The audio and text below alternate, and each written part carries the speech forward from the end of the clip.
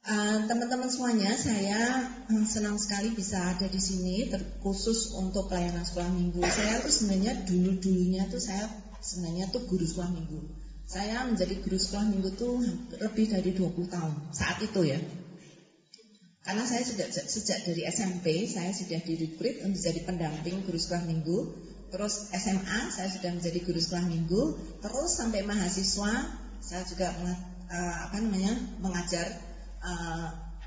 Karena saya sekolah di Sari Wacana, jadi setiap minggu selalu pulang ke Solo dan mengajar anak-anak. Senang banget waktu itu saya ada di gereja Utusan Pentekosta. Waktu itu masih ada Pak Imam Santoso. Dan setelah saya studi teologi dan saya kembali, saya pegang juga Departemen Anak di GUP waktu itu tahun 93. Saya nggak tahu saudara udah lahir apa belum. Sudah. Oh, ada yang sudah baru merangkak, ada yang mungkin udah setelah TK. Ya, 93-94 saya menjadi koordinator untuk sekolah minggu di GUP dan saat itu jumlah gurunya ada sekitar 150 guru untuk 3.000 anak. Ya, kita Natalan gitu di GOR. Sekarang GOR-nya udah nggak ada ya, tapi GOR di Manahan. Dulu kalau Natalan di sana, karena banyak banget. Itu pun sudah turun. Waktu saya masih SMA itu jumlah anak sekolah minggu itu 6.000. Terus saya sekolah sampai 6-7 tahun baru kembali. Wah, kaget. Ternyata tinggal 1.000-an lebih. Ya agak shock gitu ya. Tapi bersyukur saya dipercaya Tuhan untuk mendidik guru-guru sekolah minggu di GUP saat itu. Ada 50, dari 50 saya bisa lipat gandakan jadi 150 guru. Kemudian anak-anak yang tinggal 1.000 lebih kita genjot selama hampir 1 tahun. Akhirnya bisa kembali menjadi 3.000 anak. Wah, itu benar-benar kerja keras dari guru-guru sekolah minggu dan punya dedikasi yang sangat tinggi. Jadi saya yakin, saya percaya ya teman-teman yang ada di Solo Baru, walaupun mungkin jumlah anaknya sedikit ya, tapi semoga dengan training ini bisa menolong kita untuk bukan hanya punya jumlah yang banyak. Sebenarnya targetnya bukan banyaknya kualitas, tapi bukan kuantitas tapi kualitas. Jadi hari ini saya harap kualitasnya akan bertambah, tapi sekaligus disusul juga dengan kuantitas ya. Oke, saya akan membagi acara hari ini karena dikasih waktunya 1,5 jam ya, Ibu. Bukan. 1,5 jam kayaknya. Jadi 30 menit saya akan pakai untuk teori dulu, kemudian 30 menit untuk bicarakan tentang traktat, bagaimana memakai traktat ini, baru kemudian 30 menit untuk praktek. Yang sini kok cuma Ibu Lina Pak. Praktek. Jadi kita nanti akan simulasi praktek bareng-bareng gimana caranya menginjili anak dengan traktat ini. Semua harus ikut ya, termasuk tim Sabda juga harus ikut ya. Oke. Nah, saya akan memberikan dulu mungkin dari sini. Memberikan dulu saya dari sini. Memberikan dulu teori ya, karena menurut saya dari sepengetahuan saya mengajar sekolah minggu dan juga mendidik membina guru-guru sekolah minggu, saya melihat ada beberapa kesenjangan. Jadi karena setiap tahun kan selalu ada penambahan guru ya, jadi pengetahuannya beda-beda semua. Nah, termasuk di sini saya kira mungkin ada yang sudah lama, ada yang baru, ada yang guru pendamping, ada yang guru sudah senior banget gitu ya. Nah, kita akan samakan dulu persepsi kita tentang penginjilan. Karena ini sangat memberi basic understanding, pengertian yang sangat dasar untuk kita tahu kenapa sih ini penting dan penginjilan itu seperti apa, gitu ya. Jadi kita akan mulai dulu. Ini yang akan kita lakukan bersama hari ini. Ya, arti penginjilan anak. Saya akan bicara dulu tentang arti etimologis ya. Ini arti etimologis saya ambil dari bahasa Yunani. Itu dari kata euangelion ya. Euangelion itu artinya kabar baik. Nah, sedangkan verbnya itu tadi noun-nya ya, kata bendanya, kata kerjanya euangelizo, itu artinya memberitakan kabar baik. Ya, kemudian orang yang mengabarkan kabar baik itu dinamakan euangelistis. Euangelistis ini orang yang memberitakan kabar ini. Ya. Ini ada story-nya nih. Jadi ini kan guru sekolah minggu senang story ya. Senang telling story. Saya ingin ceritakan dulu tentang satu kata yang sangat istimewa ini ya. Ini tuh sebenarnya satu kata yang dulunya sebelum dipakai orang Kristen itu dipakai oleh orang umum. Nah, kan orang Kristen khususnya zaman Rasul Paulus dan Yesus dan Rasul Paulus itu kan background sejarahnya kan orang Romawi, ya. Orang Romawi yang berbicara dalam bahasa Yunani gitu ya. Nah, ini saat itu kan jelas zaman-zaman perang ya, perang di sana sini, menaklukkan tanah-tanah yang masih kosong atau ya gitulah.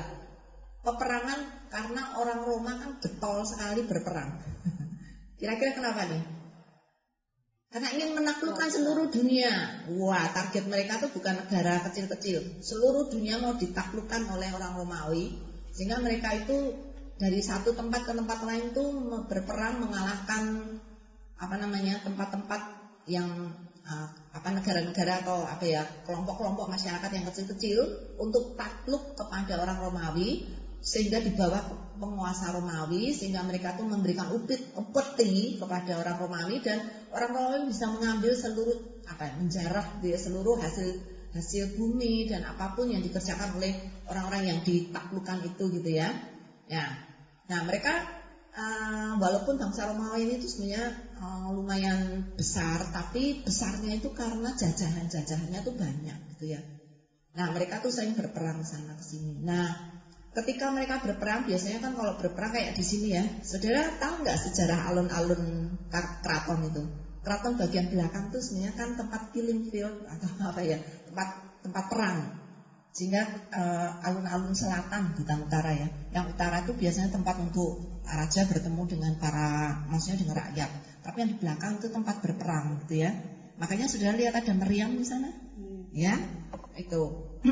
Nah kalau zaman Roma dulu itu kalau berperang tuh di di tanah yang landai. Terus mereka berperang di situ. Nah, biasanya tanah landai itu kan ada bukit-bukit juga gitu ya. Nah, nanti komandan-komandan dan para pemimpin perang strategis, orang-orang yang yang tidak boleh mati karena dia yang harus memimpin. Nanti kalau ikut perang di bawah dia ikut mati, terus yang memimpin siapa? Jadi para pemimpin dan komandan perang itu selalu ada di tempat yang tinggi untuk melihat ke bawah. Ini rakyatku menang, prajuritku menang atau kalah tuh lihat dari atas, ya. Nah, ketika berperang itu para komandan ini sangat alert sekali, meneliti. Wah, ini maju, ini kirim pasukan kuda. Jadi dia tuh memegang strategi untuk gimana caranya mengalahkan. Kalau lihat, kok mundur, kok maju, kalau maju terus ayo ya gitu ya. Nah, nanti kalau udah perang selesai, menang ternyata ya, pasukannya menang gitu. Dia itu komandan itu punya satu orang khusus yang pintar banget lari, jagoan lari. Dipilih di antara semua prajurit yang paling pintar lari, larinya cepat sekali. Begitu dia melihat peperangan usai dan pasukannya menang, maka dia akan kirim pelari ini untuk lari kemana? Memberitahu komandan yang lebih tinggi lagi, jenderalnya gitu ya, yang kadang nggak ikut perang gitu karena di istana, atau kepada raja. Jadi dia akan kirim evangelistis ini tadi untuk lari secepat mungkin pergi ke istana raja atau tempat ke jenderal nanti kasih tahu ke rajanya untuk lari membawa kabar baik, yaitu apa? Kita menang. Ya, kita menang gitu. Nah, kira-kira orang yang disuruh membawa kabar baik bahwa kita menang perang itu kira-kira dia akan udah menang ya sudah kita jalan alon-alon gitu. Nah, dia tuh dipilih pelari yang tercepat, dipilih untuk apa? Untuk cepat-cepat memberitahu pada raja. Apalagi kalau kalah.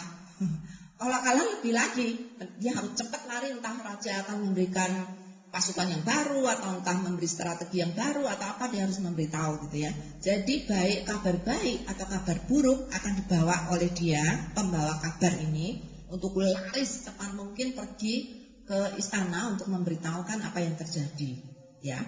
Oke, kalau saudara melihat cerita ini, kenapa kemudian kata evangelion ini dipakai oleh orang Kristen untuk menceritakan atau untuk dipakai sebagai seorang yang akan memberitakan kabar baik Yesus Kristus.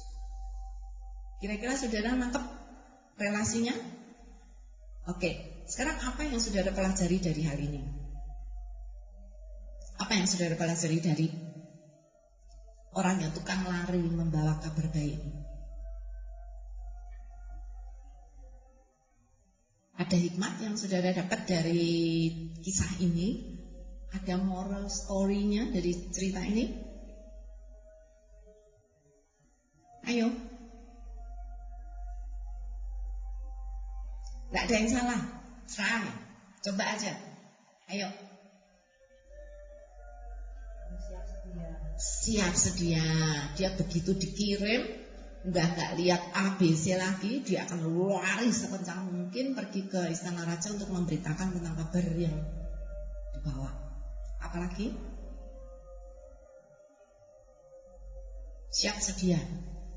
Bagus. Ada lagi? Apa yang saudara belajar dari cerita ini? Ayo. Gak apa-apa. Kalau jadi guru sekolah minggu biasanya harus cerewet loh sama anak-anak. Ya kan? Anak-anak bisa tanya macam-macam gitu ya. Jadi guru sekolah minggu harus bisa meladeni pertanyaan anak-anak. Khususnya anak-anak yang dalam tanda kutip nakal. Karena banyak tanya atau banyak ganggu kadang-kadang di kelas. Tapi kebanyakan anak ini justru anak yang pinter ya biasanya ya, karena banyak tanya. Ayo silakan. Belajar apa lagi? Ujung tombak. Ya? Jadi ujung tombak. Jadi ujung tombak. Ya. Karena raja hanya bisa tahu hanya dari dia. Karena kan prajuritnya masih mungkin sudah tepar atau sudah kelelahan, bahkan mungkin jenderalnya juga pasti akan menolong mungkin prajurit-prajurit yang kena tembak, bukan kena tembak, kena tombak dan lain-lain gitu ya. Jadi raja ini benar-benar menggantungkan berita itu dari orang ini. Ada lagi? Secepatnya, betul. Dia nggak akan mungkin santai-santai jalan-jalan dulu metik bunga. Enggak ya, dia akan lari tidak peduli siapapun, apapun. Bahkan dia akan menggunakan seluruh tenaganya mati-matian untuk sampai kepada raja secepat mungkin. Ada lagi? Secepatnya. Apa lagi? Berani. Oh ya. Ini terkhusus dia harus membawa kabar yang tepat. Nanti kok komandannya bilang kita menang, balik sana, tadi menang atau balik? Balik lagi nggak mungkin ya. Dia harus attentif, dia harus dengar beritanya apa. Bisa saja berita kalah, bisa saja berita menang gitu ya. Jadi dia harus berani pergi menghadap raja apapun beritanya. Saudara tahu dalam cerita banyak cerita tradisi ya. Orang-orang yang seperti ini yang membawa berita ini, kalau yang dibawa berita itu kalah, maksudnya ini pasukan kita kalah perang,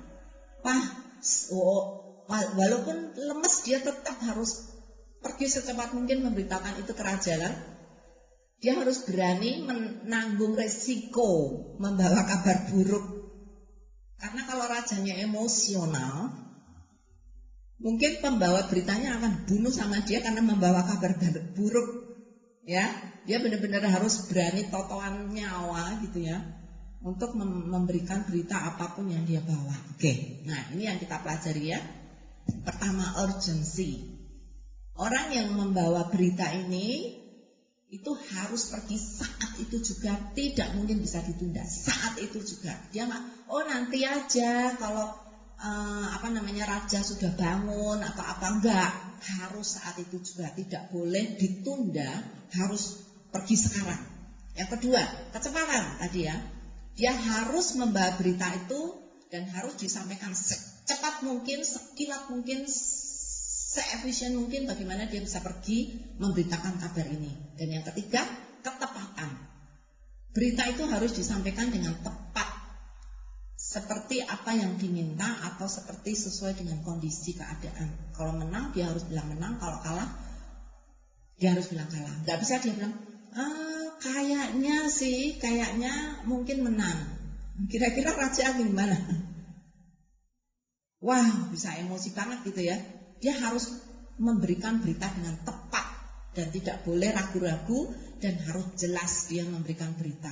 Ya, saudara, inilah seorang evangelis, seorang penginjil itu harus punya sikap seperti ini.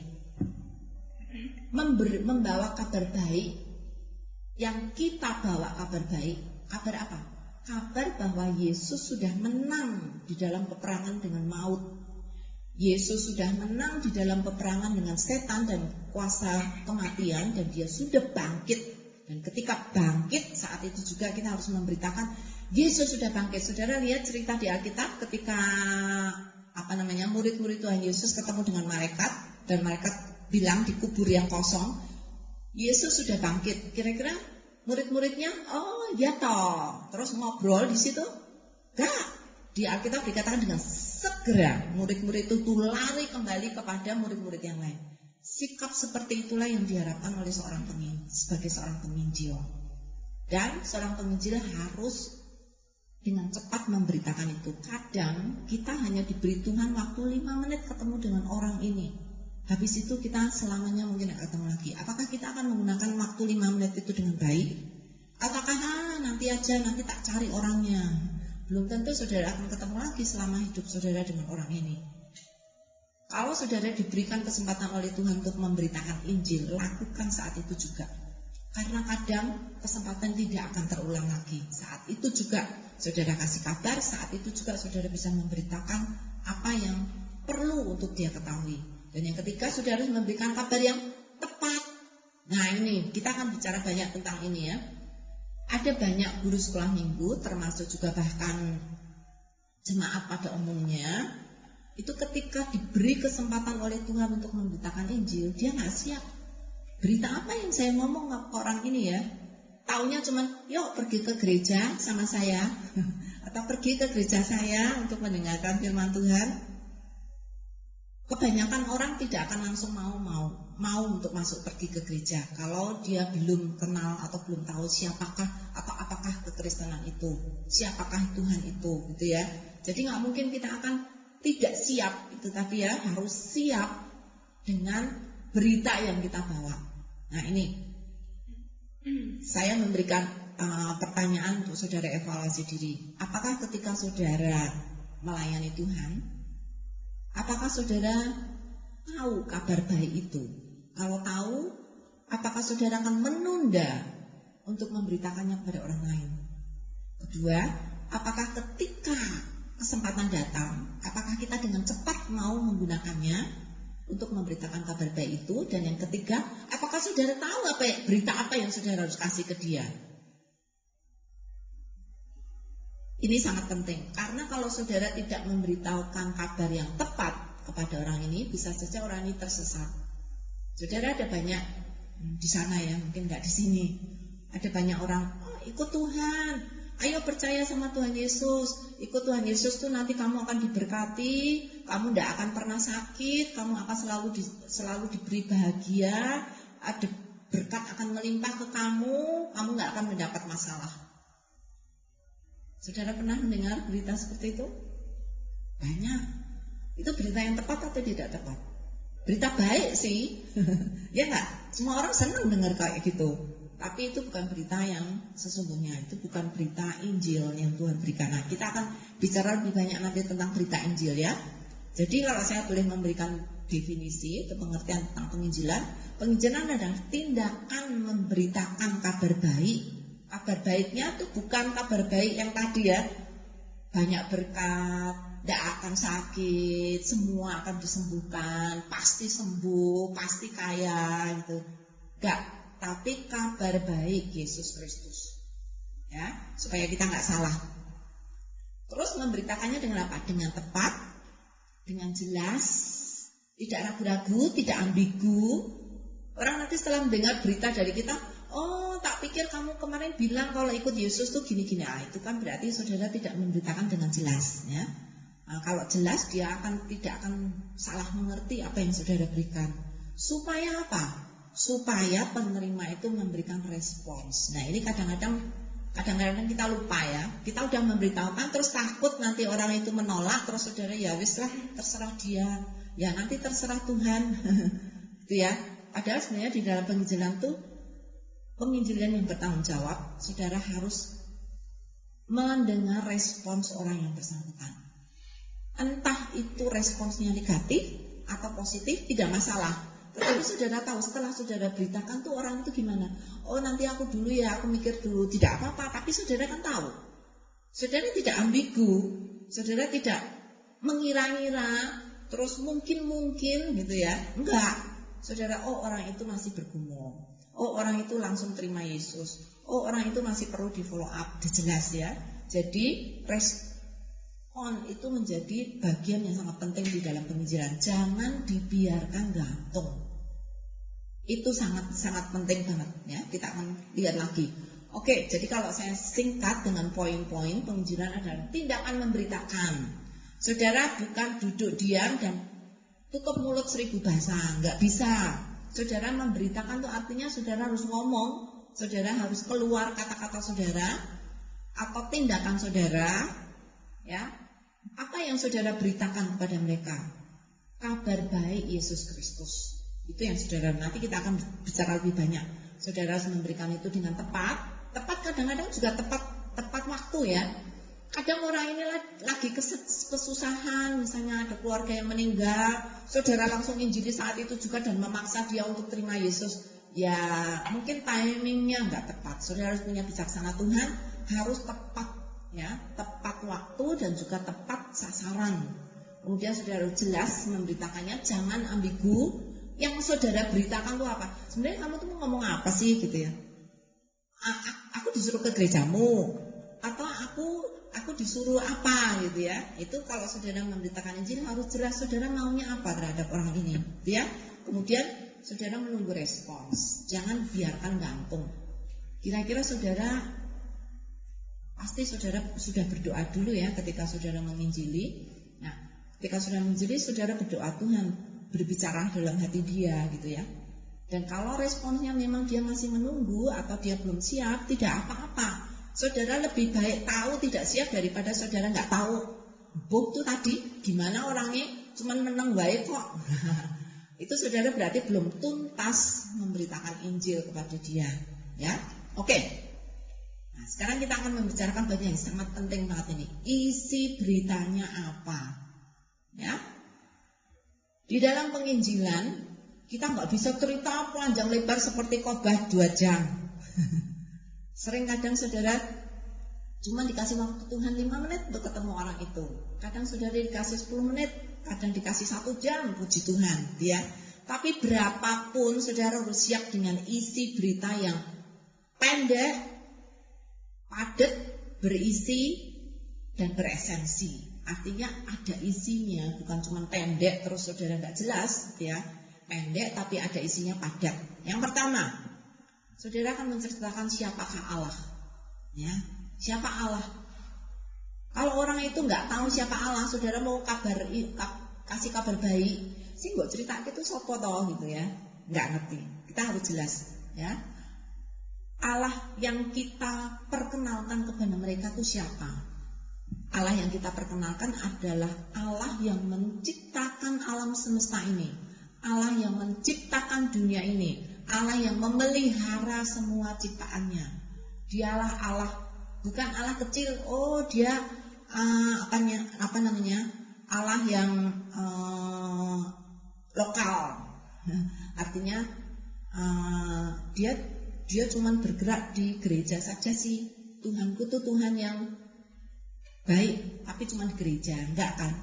Kita akan menceritakan Tuhan pencipta alam semesta ini, pencipta seluruh dunia ini. Dialah Allah, Allah yang sesungguhnya, ya. Bukan Allahnya orang Kristen saja, dia juga Allah seluruh dunia. Allah orang tidak percaya pun dia adalah Allah.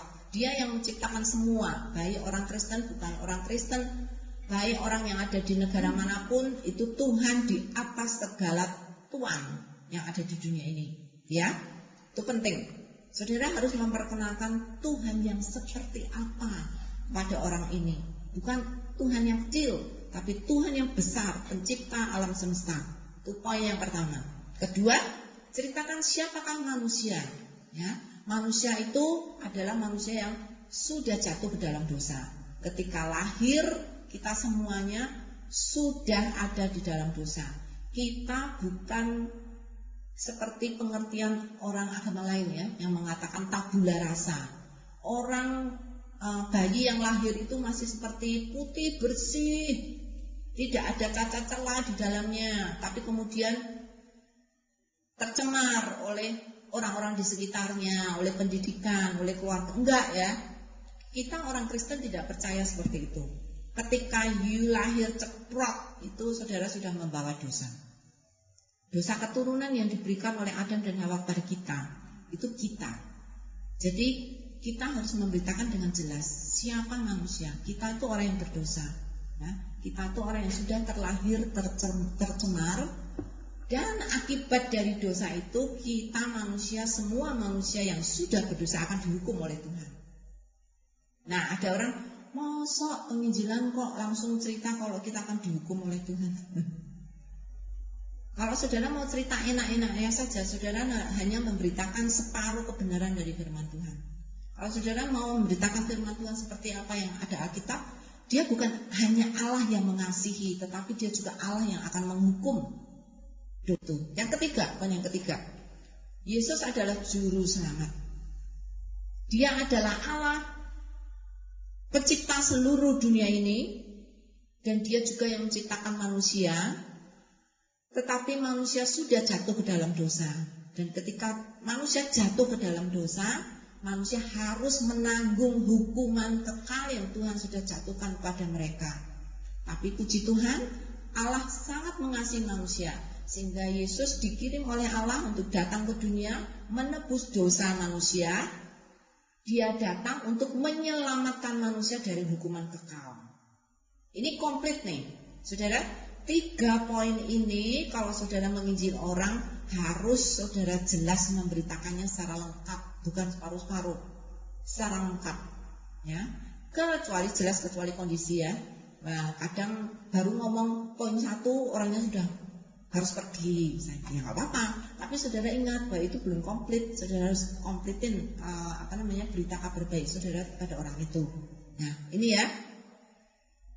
Respons apa yang saudara inginkan dari orang yang sudah mendengarkan 3 poin penting inti dari iman Kristen ini kepada orang yang saudara layani itu? Apa respon yang saudara inginkan? Saudara harus meyakinkan kepada mereka Yesus sanggup mengampuni dosa, dan dia menyelamatkan manusia dari hukuman kekal, dan dia sebagai gantinya memberikan hidup yang kekal kepada kita. Nah itu saudara, itu adalah penginjilan yang komplit saudara berikan.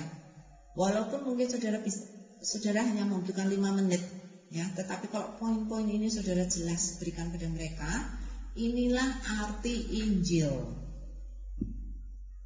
Kalau saudara belum memberitakan ini, saudara belum menginjili. Ya, ada banyak sekali sekarang pemahaman yang salah tentang penginjilan. Penginjilan itu bukan memberitakan kabar bahwa Yesus itu bisa menyembuhkan penyakitmu. Itu baru separuh dari kebenaran. Bahkan itu pun kalau saudara lihat dari Alkitab, itu bukan berita Injil. Itu berita tentang kabar baik Yesus menyembuhkan orang sakit. Itu berita bahwa Yesus itu punya kuasa.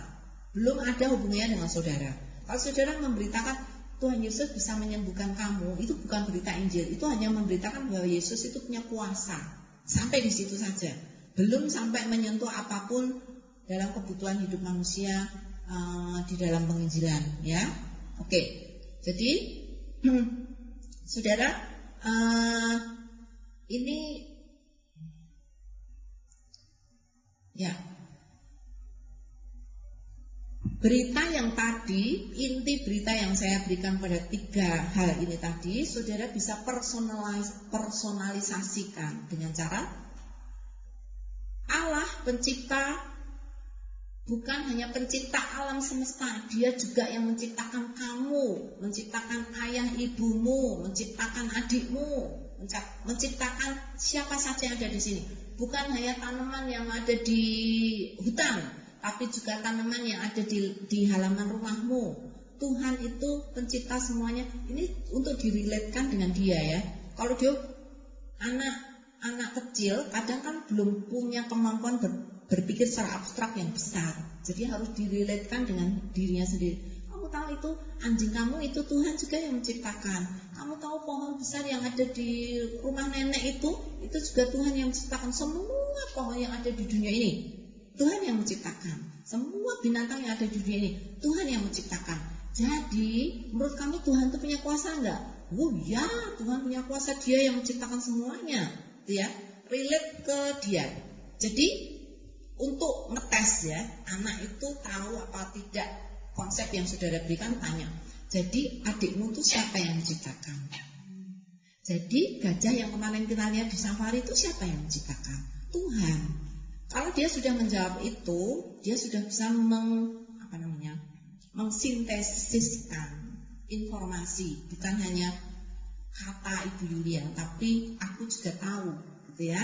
Dia sendiri juga bisa profess confession siapa Tuhan itu bagi dia. Jadi siapa yang menciptakan bapak ibumu? Siapa yang menciptakan semua ya? Saudara bisa cari contoh yang paling dekat hubungan dengan dia, yang paling dia hargai. Orang-orang yang paling dia cintai, orang yang paling dekat dengan dia, saudara bisa relate itu ke mereka. Yang kedua, tapi kamu, jadi tadi kita bilang ya manusia sudah berdosa. Mungkin aku bukan manusia, anak kadang nggak ngeh ya. Kita harus relatekan itu ke dia. Kamu itu juga salah satu manusia yang diciptakan oleh Tuhan, tetapi sayang sekali ketika kita dilahirkan, kamu juga kita sudah dilahirkan dalam dosa. Ketika kamu lahir, kamu sudah membawa dosa. Nah, saudara bisa kasih contoh nih ke dia. Sudah kasih contoh ke dia. Misalnya, kamu suka bohong nggak? Dari mana kok kamu bisa bohong? Mulai dirilekan dengan diri. Itu karena ada dosa di dalam hatimu. Kamu bohong. Tapi bohong itu tidak boleh. Ya, tidak boleh bohong. Tuhan tidak suka kita bohong dan lain-lain. Ya.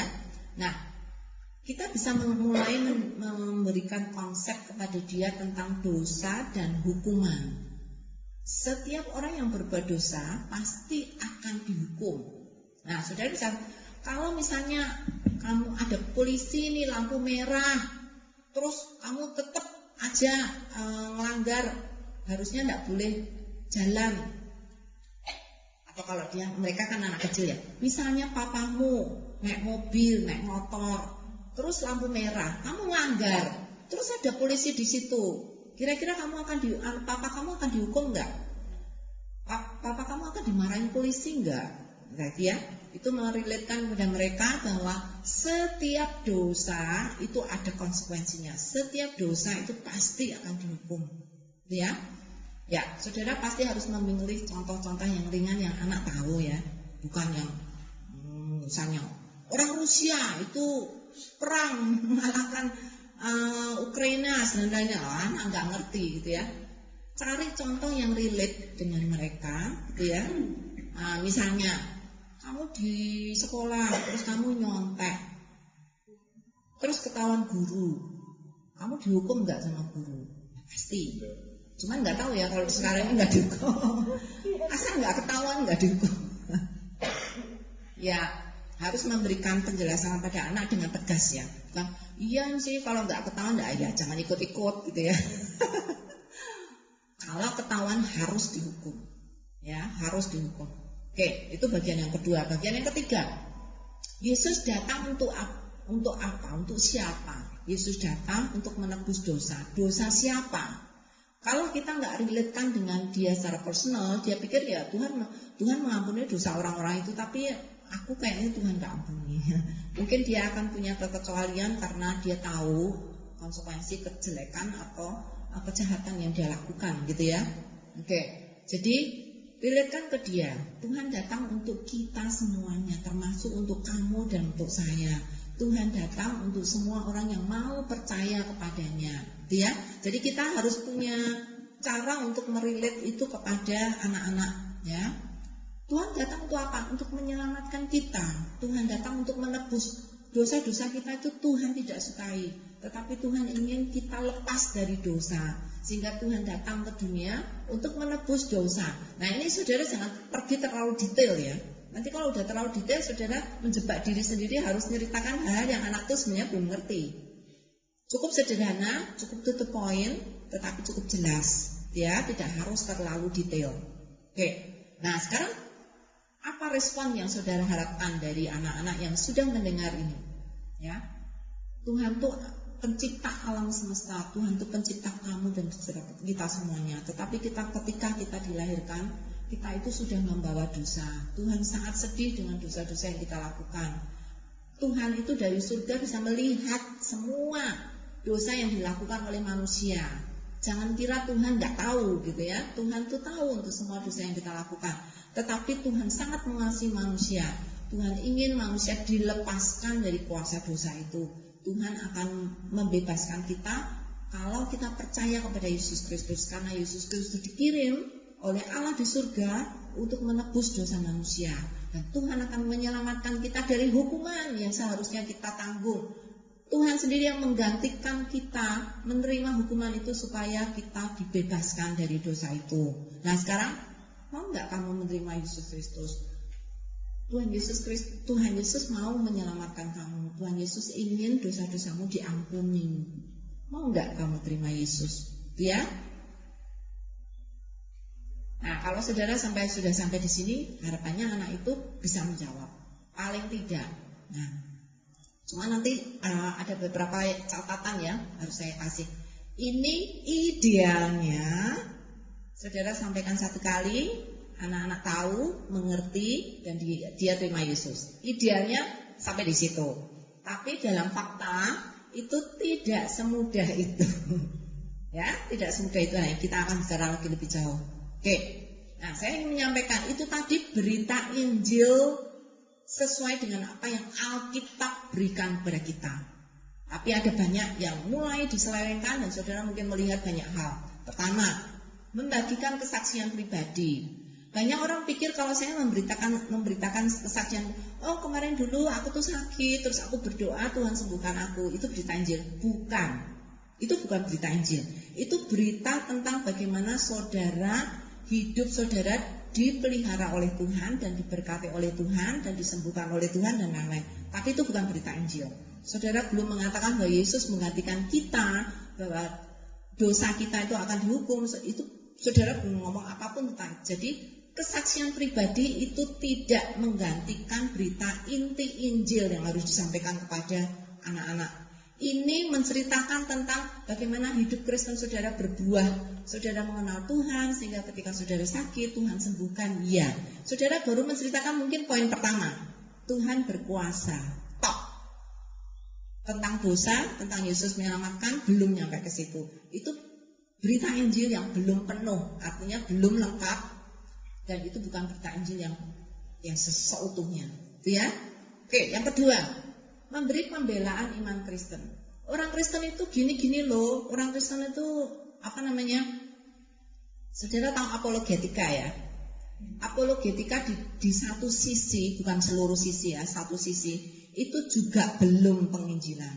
Itu saudara sedang memberikan pembelaan iman Kristen. Misalnya, apa itu Tuhannya orang Kristen, masa Tuhannya 3, masa Allah bisa punya anak gitu ya. Terus saudara memberikan pembelaan. Itu belum Injil. Itu saudara sedang memberikan apologetika kepada orang yang bersangkutan, tetapi belum penuh memberitakan Injil. Ya, saudara harus ingat itu. Oke. Walaupun ya di dalam apologetika saudara bisa kombinasikan. Kadang itu bisa memulai, bisa dipakai Tuhan untuk saudara memulai memberitakan Injil. Tapi jangan terpancang kepada pembelaan tok. Saudara harus lanjutkan itu dengan berita penuh dari Injil, baru itu menjadi berita Injil. Ya, kemudian itu kan membagikan berkat, memberikan sembako, memberikan coklat, memberikan apapun itu juga bukan penginjilan. Itu saudara hanya memberitakan tentang Tuhan yang baik, dan melalui Tuhan yang baik itu aku membagikan apa yang Tuhan berkati untuk aku. untuk kamu. Ya, tapi itu bukan berita Injil. Jadi membagikan sembako itu bukan berita Injil. Sudah ingat ya, itu membagikan berkat yang saudara terima dari Tuhan, tapi bukan Injil. Makanya banyak sekali orang Kristen KTP, sekalipun mungkin sudah di gereja bertahun-tahun, bahkan puluhan tahun, tapi pada dasarnya mereka belum mendengar inti Injil yang sesungguhnya dalam hidup mereka. Mereka hanya tahu orang Kristen baik, aku tiap bulan dikasih sembako, jadi aku tiap minggu datang ke gereja. Udah. Dia sama sekali belum pernah ditantang untuk mendengar apa inti Injil dan merespons terhadap berita Injil itu. Jadi saudara, penginjilan itu bukan hanya kepada orang yang di sana yang belum terima Yesus atau yang dari agama lain. Bahkan di gereja pun seringkali saudara harus masih melakukan penginjilan. Kalau di dalam terminologi misi itu 00. Artinya dari orang Kristen kepada orang Kristen, ya.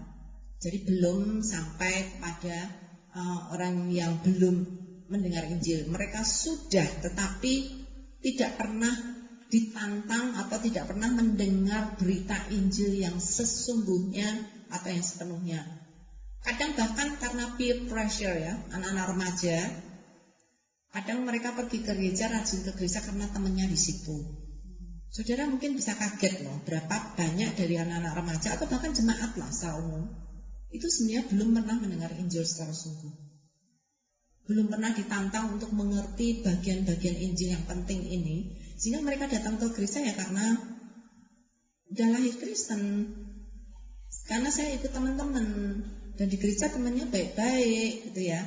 Jadi sama sekali belum memiliki iman. Makanya seringkali gereja tidak bertumbuh karena apa? Karena jemaatnya itu adalah jemaat yang belum sungguh-sungguh menerima Yesus. Buahnya akan kelihatan. Kalau dia kena masalah sedikit udah gak datang ke gereja. Nanti ada kesulitan sedikit dia udah absen gitu ya. Nah itu saudara, imannya harus ditumbuhkan. Bukan berarti terus kita judge mereka, enggak ya. Berarti itu tugas gereja masih harus menolong jemaat. Pernah enggak dia terima berita Injil yang sesungguhnya? Kalau sudah, pasti akan jauh lebih cepat karena dia udah lama loh gereja. Begitu dia tahu, saudara akan melihat pertumbuhan imannya akan bertumbuh ketika sungguh-sungguh mendengar berita Injil yang benar. Ya, oke. Langkah menginjili anak-anak sekarang lebih praktis ya. Ini langkah-langkah yang saudara bisa lakukan ketika saudara ingin menginjili anak. Pertama jelas saudara harus berdoa. Tidak harus saudara berdoa sendiri ya. Saudara bisa berdoa dengan kelompok, entah guru sekolah minggu, entah jemaat. Jadi ini sangat bagus sekali kalau gereja bisa punya hari-hari tertentu untuk berdoa bagi mereka yang belum menerima Injil. Jadi berdoa khusus untuk penginjilan. Saya kira sangat penting sekali karena itulah yang Tuhan inginkan ya. Jadi ini menolong kita untuk tahu bahwa ini urgent, ini tuh yang nggak bisa ditunda, ya. Kalau kita selalu mikir berita Injil itu bisa ditunda, nanti kapan-kapan aja saya menginjili. Kadang Tuhan nggak kasih kesempatan lagi loh, ya. Jadi gunakan waktu sebaik mungkin. Ketika Tuhan ingatkan, lakukan saat itu juga karena waktunya Tuhan itu tidak sama dengan waktunya kita. In His time. Artinya apa? Waktunya Tuhan kairos. Waktu itu dalam bahasa Yunani namanya kairos. Dan itu kairos Tuhan itu bisa datang kapan saja. Dan itu bisa tidak terulang lagi. Kairos itu waktu yang Tuhan tentukan untuk seseorang diselamatkan. Hari itu juga. Saat itu juga. Ya. Jadi berdoa minta pimpinan Tuhan supaya kita punya urgensi. Dan kita tahu hanya Tuhan yang mampu membuat dia percaya, bukan kita. Kita hanya alatnya yang Tuhan pakai. Jadi bergantung sepenuhnya kepada dia. Kenapa saya katakan Allah Tritunggal? Karena di dalam keselamatan itu semua pribadi Allah, 3 pribadi Allah ini semuanya bekerja bersama-sama. Allah merencanakan keselamatan, Anak melaksanakan keselamatan, Roh Kudus mengaktifasikan iman kita, hadiah atau anugerah iman kepada seseorang untuk percaya. Itu Roh Kudus. Dia yang mengaktifkan sehingga 3 pribadi Allah Tritunggal ini mengerjakan keselamatan bersama-sama. Ya, nah ini pokok pelajaran beda lagi ya tentang Allah Tritunggal. Oke, yang kedua, persiapan. Belajar Alkitab dan tahu inti Injil. Tadi ya, kalau saudara tadi sudah mendengar, puji Tuhan, artinya saudara sudah tahu inti Injil, paling tidak 3 inti Injil ini. Persiapannya adalah saudara banyak baca Alkitab, saudara sendiri tahu hal-hal yang penting di dalam iman Kristen, prinsip-prinsip Alkitab, dan lain-lain. Itu saudara persiapan ya. Pembinaan, kalau untuk guru sekolah minggu, pembinaan guru sekolah minggu itu bisa menjadi salah satu cara untuk mempersiapkan guru sekolah minggu menuai panen yang Tuhan sudah persiapkan bagi kita. Yang ketiga, memberikan perhatian. Saudara tulus ketika berbicara kepada anak. Anak itu peka loh Bapak Ibu, teman-teman semuanya. Kalau kita nggak serius dan kita tuh pikirannya kemana-mana, anak itu juga akan tahu. Apalagi kalau saudara menginjili atau saudara pegang HP. Nanti begitu notifikasi ya. Saya kira kalau saudara sudah siap untuk menginjili, itu HP harus disingkirkan benar-benar. Kasih waktu benar-benar untuk perhatian bagi anak itu ya, sehingga tidak mengganggu. Oke, keempat, beritakan Injil ini tadi ya. Kalau tadi kan saudara sudah mengetahui inti Injil. Sekarang gimana nih caranya ngomong? Ya, seringkali kan piye toh mulainya ngomong apa gitu ya. Nah ini, saudara harus berani berbicara, saudara harus kreatif mencari cara untuk memulai percakapan, memulai hal-hal yang saudara ingin sampaikan. Jelas nggak mungkin, kamu dengerin aku ya, aku mau memberitakan Injil ke kamu. Mungkin nggak akan sedrastis itu ya. Kita ngomong dari hal yang kecil dulu. Gimana papa mama? Ya kalau saudara tahu dia papa mamanya sakit, mamamu kemarin sakit gimana? Udah sembuh belum? Gitu ya. Jadi ada percakapan kecil yang saudara harus bicarakan untuk menjadi jembatan untuk saudara sampai kepada Injil. Ya. Jadi saudara harus belajar membagikan Injil dengan lengkap dan juga tidak awkward, artinya tidak kaku. Saudara harus masuk dengan alami. Saudara memberitakan Injil dengan ketulusan yang otentik, yang original, gitu ya. Lalu saudara beritakan inti Injil dengan jelas, dengan bahasa yang dimengerti oleh anak-anak. Ya, interaktif, memberi kesempatan anak untuk bertanya. Nah ini, saudara, ketika memberitakan Injil itu, kalau saya baca dari banyak pengalaman guru-guru ya, tentang Injil, anak yang bisa menerima reseptif sekali dengan berita Injil kalau dia ada dialog. Bukan cuma kayak dengerin khotbah. Hindarkan itu. Selalu mencek dengan anak, dia ngerti enggak. Jadi ada tanya jawab di situ, ada dialog, ada ngobrol dengan anak itu. Pakai style ngobrol untuk anak itu bisa nyaman dan tidak merasa seperti kayak diinterogasi atau seakan-akan sedang dipaksa gitu ya. Hindarkan itu. Nah, karena itu saudara harus punya skill untuk ngomong. Nah ini gak gampang ya. Ini teman-teman yang dari Sabda itu kebanyakan orangnya susah sekali ngomong. Karena programmer gitu ngomongnya dengan mesin soalnya. Jadi ya ngomong dengan orang susah ya. Nah tapi harus belajar. Ya harus belajar. Soalnya kalau enggak, masa yang saudara injili mesin gak bisa bertobat. Jadi harus orang yang diinjilin ya. Oke, belajar berbicara kepada orang. Cari, ini kadang-kadang ya ada beberapa orang bikin skrip itu naskah. Oke, bisa mulai kalau dia sekolah itu misalnya mulai dari gimana pelajaran kamu, kalau keluarga gimana adikmu, gimana orang tuamu. Nanti kalau lain lagi kalau tentang games, kamu games apa yang terakhir kamu main gitu ya. Jadi ada beberapa skenario yang saudara persiapkan untuk saudara tidak kehabisan kata-kata gitu untuk ngomong sama mereka, ya. Oke, yang ke-6 jelas berdoa lagi. Saudara buka dengan doa dan tutup dengan doa. Minta Tuhan apa yang saudara bicarakan kepada Dia, Tuhan yang bekerja. Yang membuat anak itu yakin dan akhirnya terima Yesus bukan karena kata-kata saudara bagus, bukan karena saudara tulus, bahkan itu menolong, tapi yang membuat anak itu terima Yesus adalah Roh Kudus yang ada di dalam hati yang bekerja. Jadi kita harus tahu kita bukan Tuhan, kita nggak bisa memaksa orang untuk percaya, gitu ya. Tuhanlah. Kadang kita, aduh, tadi aku ngomong apa ya? Aku tadi harusnya nggak ngomong gini, kenapa ngomong gini? Serahkan itu kepada Tuhan. Orang tidak menerima Injil tidak selalu karena kesalahan kita. Kadang Tuhan izinkan, bahkan dengan keadaan yang seperti itu pun Tuhan masih bisa pakai, ya. Jadi kesungguhan kita bergantung pada Tuhan, minta Tuhan untuk yang memimpin. Jadi kalau saudara gagal ngomong gitu ya, aduh, piye tadi nggak bisa ngomong gini, nggak apa-apa, serahkan itu kepada Tuhan. Dan saudara bisa janji, Tuhan kalau next time aku dapat lagi, Tuhan tolong aku akan belajar lebih baik lagi. Jadi jangan menyalahkan diri sendiri ya. Dan jangan kita putus asa ketika kita gagal. Kadang bahkan kegagalan kita sudah dipakai Tuhan, ya. Oke.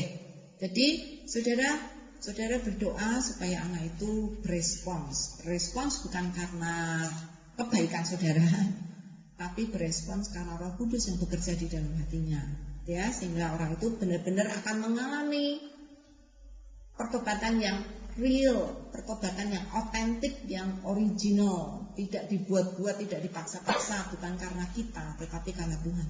Oke? Nah, bahaya dalam penginjilan, saya ingin sharekan sedikit kepada saudara. Injil yang diencerkan. Jadi Injil itu bisa diencerkan Bapak Ibu. Jadi hati-hati jangan mengencerkan. Jelaskan Injil, inti Injil dengan bahasa yang sederhana pada anak-anak. Jadi jangan, Tuhan baik kepada kamu, kamu terima Yesus ya. Dah. Itu saudara belum memberitakan Injil yang benar gitu ya. Cuma Tuhan baik. Nanti begitu Tuhan tidak baik menurut dia, entah dia sakit, entah dia kecelakaan, entah apa, begitu gampang dia akan Tuhan tidak baik, bubar, gitu ya.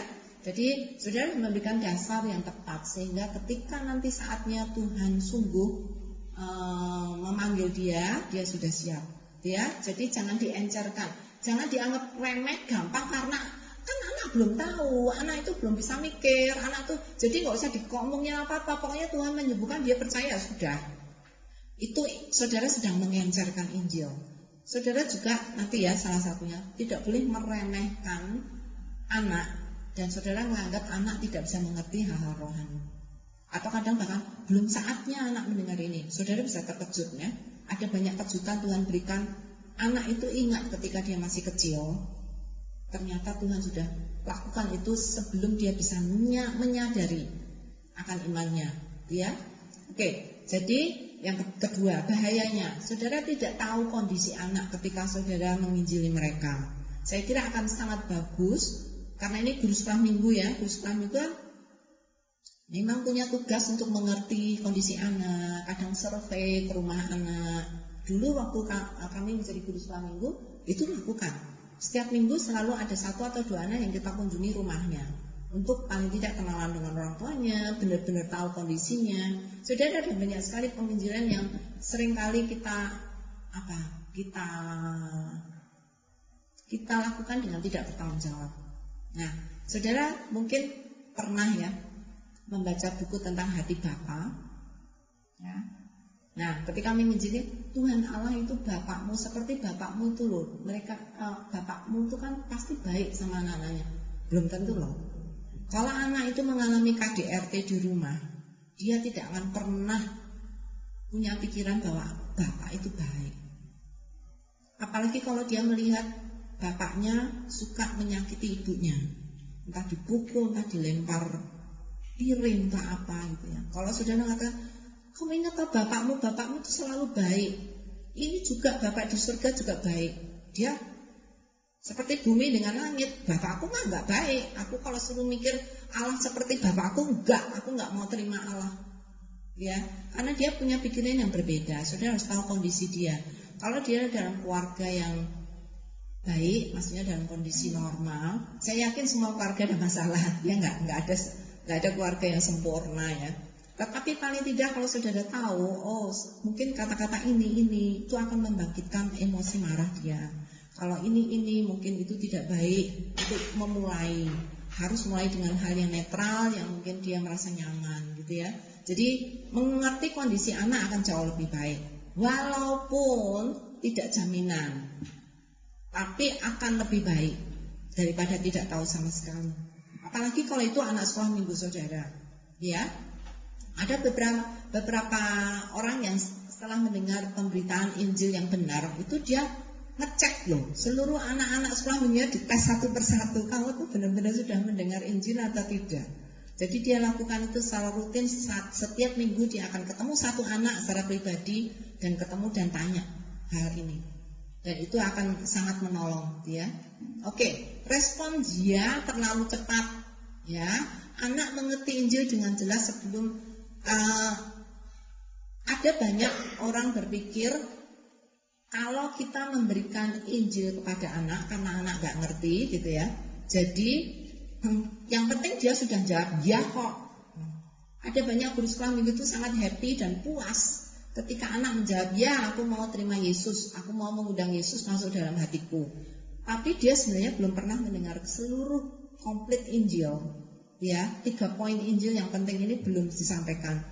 Jadi mungkin satu hal yang saya ingin sarankan, jangan terlalu puas atau cepat puas ketika anak mengatakan ya aku mau terima Yesus. Saudara simpan itu dalam hati, karena saudara masih punya PR, itu belum selesai, masih harus di follow up. Senang? Ya pasti senang, tapi jangan puas. Saudara harus ngecek beberapa kali. Kadang dia mengatakan ya karena dia tahu temannya yang lain juga udah bilang ya. Jadi dia ikut-ikut bilang ya gitu ya. Atau karena dia cepet pengen pergi, ini tantenya kok enggak selesai ngomong, ya lah pokoknya ya. Jadi saudara jangan terlalu cepat puas itu, ditanya lagi kenapa nih ya. Ketiga, bahaya kalau tidak ada tindak lanjut, tidak ada follow up. Ya, jadi kayak tadi kalau dia sudah menjawab ya, saudara simpan dalam hati. Saudara besok lagi ketemu, coba lagi, gitu ya, cek lagi, sudah enggak dia mengerti itu, atau bahkan minta dia untuk mengulang, gitu ya, supaya dia memproses ya di dalam pikiran dia.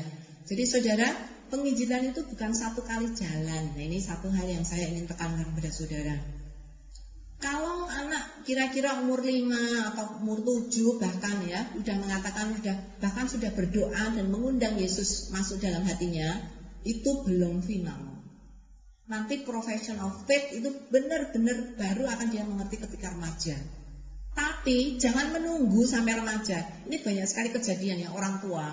Kan anak belum ngerti apa-apa. Udahlah nanti dia sudah ngerti, udah mudeng, itu nanti tak injili benar-benar. Nanti remaja kan dia pemikirannya udah dewasa. Jadi dia bisa memutuskan gini-gini. Miss the opportunity, saudara ketinggalan. Karena ketika remaja ternyata anak mendengarkan saudara pun gak mau. Saudara kan kehilangan seluruh waktu dia.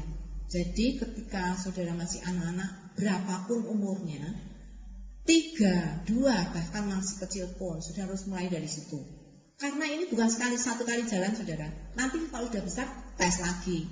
Udah besar lagi. Itu bukan berarti dia ngulang-ulang menerima Yesus, bukan loh. Tetapi karena berdasarkan pemikiran dia yang belum sempurna, belum dewasa ini, anak perlu untuk mengulang lagi sesuai dengan kemampuan dia mengerti pada usia yang tertentu. Jadi jangan bilang kalau dia sudah terima Yesus Kristus waktu dia umur 4. Banyak orang tua sangat kecewa loh. Dulu tuh anakku tuh udah terima Yesus waktu umur 4 loh. Tapi sekarang kok ke gerejawi nggak mau ya. Kenapa ya? Ini saudara, jangan cepat puas dengan anak yang mengatakannya. Jangan pikir pengalaman sekali menerima Yesus itu berarti selamanya akan seperti itu. Tidak, harus dicek berulang kali. Ya, itu bukan sekali jalan. Bahkan itu kadang round trip, ya bolak-balik saudara harus lakukan itu. Karena tidak selalu anak mengerti pada saat yang tepat gitu. Atau kadang bahkan Tuhan memang menunggu sampai waktu yang tepat, tapi dia sudah dipersiapkan. Jadi itu dia sudah punya akar. Tinggal kapan tuh daunnya bisa muncul gitu ya. Jadi saudara harus pastikan bahwa akarnya itu betul-betul tertanam di tanah yang baik. Suatu ketika nanti akan muncul. Saudara, ada beberapa buah itu baru kelihatan daunnya tuh setelah 1-2 tahun loh. Ya enggak? Belum tentu saudara menanam saat itu juga terus tumbuh gitu. Kadang tidak. Ya, oke. Sikap dalam memberitakan Injil, saudara harus menghargai anak. Saya kira saudara tahu semuanya, dengarkan, tanyakan gitu ya. Jadi hargai dia seperti seorang dewasa. Karena sebenarnya anak tuh mengerti, tapi dia tidak bisa mengungkapkan, belum bisa mengungkapkan. Jangan merendahkan kemampuan anak, bahwa anak itu nggak mengerti hal-hal rohani. Sangat salah banget. Anak itu sudah tahu, bisa mengerti hal rohani, tapi dengan cara dia, dengan cara yang sangat sederhana. Buat suasana aman dan nyaman, saudara. Pastikan dia itu tidak merasa ada pressure, ada tekanan. Wah, dipaksa ini, ya. Kalau anak sudah merasa tidak nyaman untuk bicara, apalagi dia mungkin pernah dimarahi oleh guru itu, terus guru itu yang menginjili dia, itu butuh waktu loh. Anak inget loh, inget lebih baik daripada kita orang dewasa, ya. Jadi saudara cari suasananya nyaman untuk dia, tidak ada pressure. Kemudian sabar menunggu Roh Kudus berkarya dalam hatinya. Saudara jangan nyusu-nyusu. Saudara kalau saudara nanam biji tertentu, saudara nggak sabar, setiap hari saudara lihat udah keluar belum ya akarnya ya, balik lagi, udah keluar ya, mati ini benih ini. Karena saudara cabut terus menerus gitu ya. Sabar menunggu. Yang penting saudara terus sirami dia dengan firman Tuhan, sirami dengan kebaikan, sirami dengan perhatian. Kemudian beritakan Injil kepada anak sedini mungkin. Kayak tadi saya bilang ya, jangan menunggu. Ketika nanti sudah besar, ketika ditanya lagi kalau sebelumnya dia sudah, maka dia akan meneruskan itu, ya, meneruskan apa yang dia sudah tahu.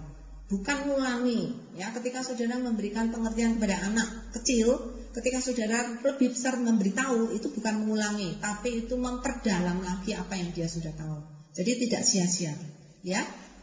Lagi, jangan berasumsi bahwa semua anak sama. Jadi kalau saudara pengalaman satu kali menginjili, wah gampang banget nih anak langsung terima Yesus, semua anak dianggap sama. Ya enggak ya, kadang-kadang saudara, atau kebalikannya, saudara ini anak susah suruh duduk dengerin aja nggak bisa gitu, terus saudara putus asa. Enggak semua anak sama ya. Saudara melihat latar belakangnya, saudara cari waktu yang tepat, kemudian kesempatan yang tepat untuk dia, untuk bicara dengan dia. Jangan memberi jaminan palsu hanya karena saat masih kecil sudah menyatakan terima Yesus. Ada anak guru sekolah minggu gini, kamu udah terima Yesus belum? Sudah. Siapa yang menolong kamu untuk terima Yesus? Mama, gitu ya. Terus sudah, anak ini sudah safe. Belum loh Bapak Ibu. Ya, belum.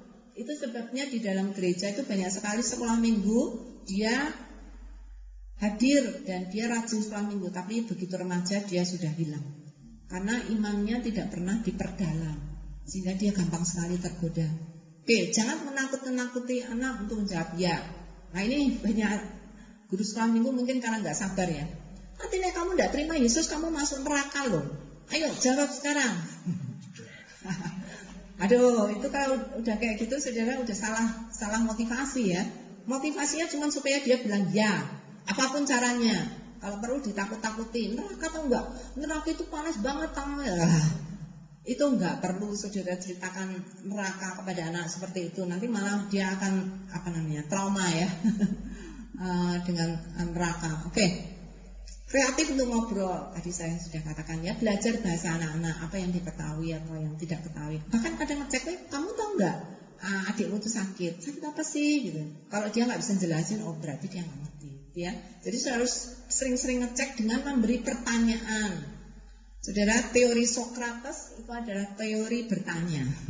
Nah itu saudara harus kembangkan gimana caranya bertanya untuk ngorek-ngorek bukan untuk ngorek-ngorek informasi pribadi enggak ya.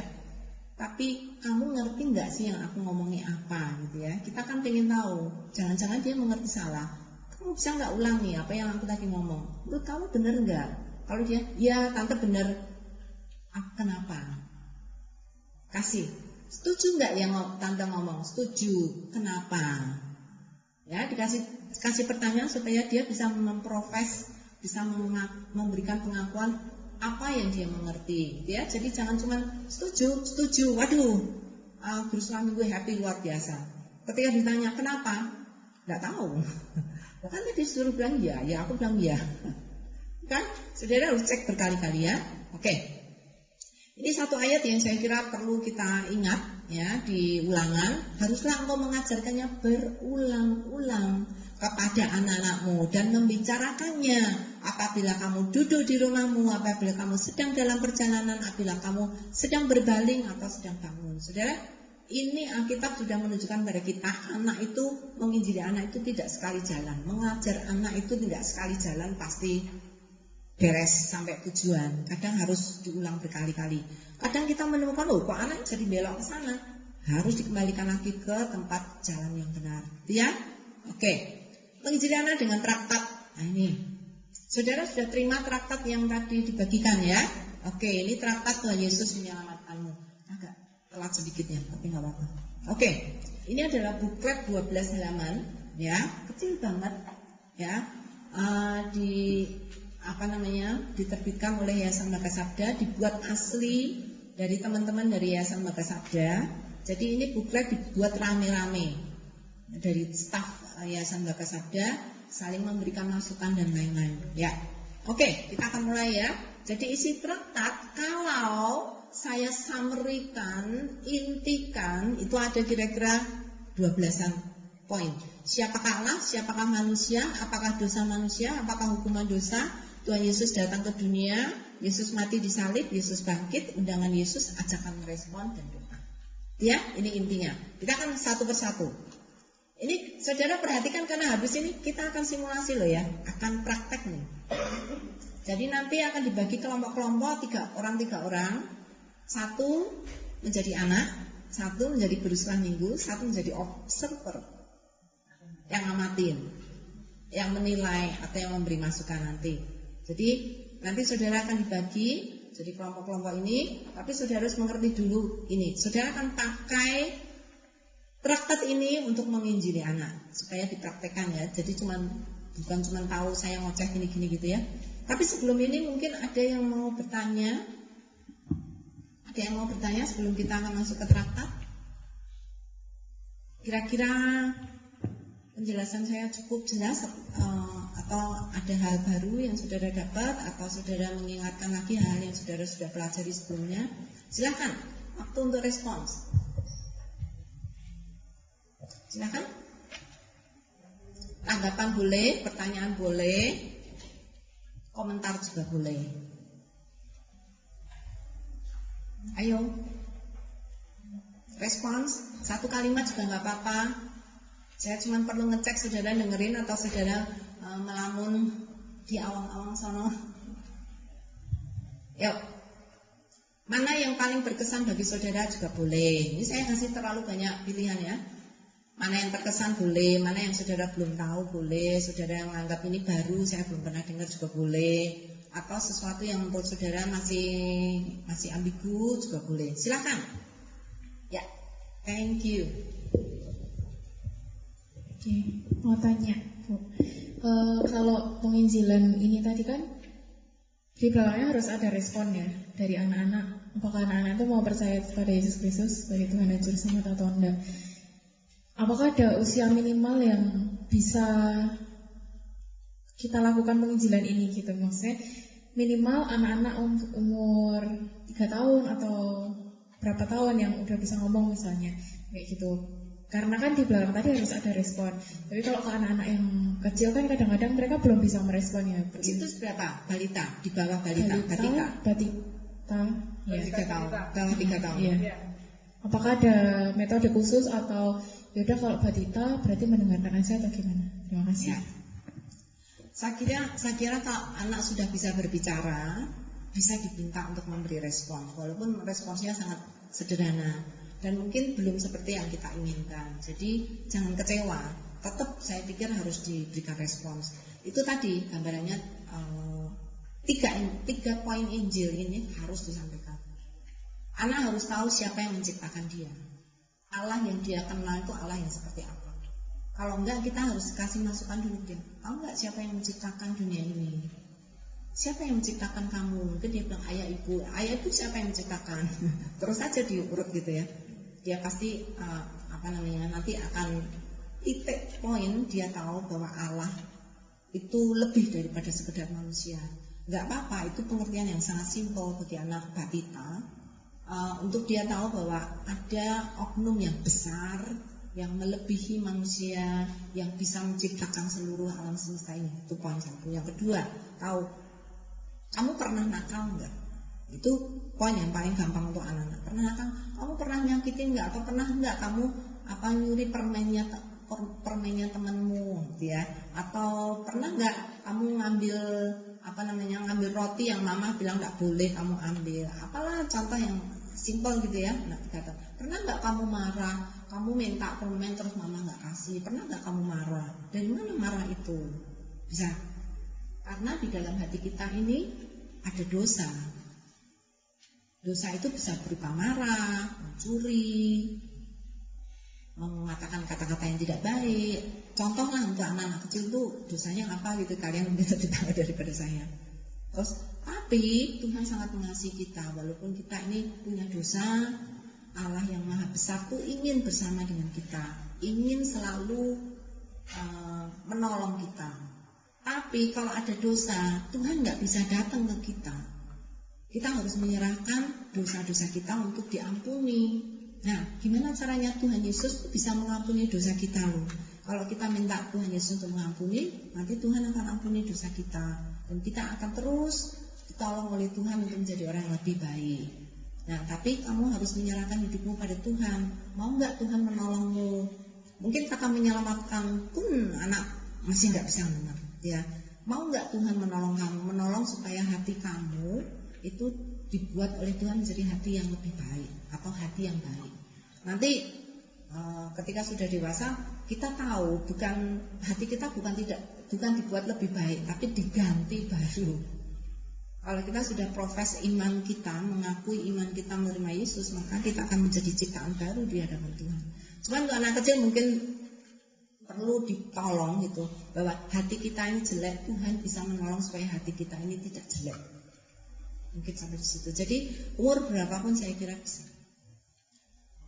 Dulu Jessica itu kan bukan anak kandung saya ya. Saya ambil dia umur 3 tahun. Umur 4 tahun saya sudah berdoa banyak ya, sejak mengambil dia saya sudah bilang, Tuhan, ini anak Tuhan kasih dan aku ingin ini diberikan pada Tuhan, dipersembahkan pada Tuhan. Biar caranya Tuhan, Engkau tolong dia untuk bisa mengenal Engkau sungguh-sungguh. Dan saya cuma doa gitu, nunggu saat yang tepat sampai ikut sekolah minggu segala macam.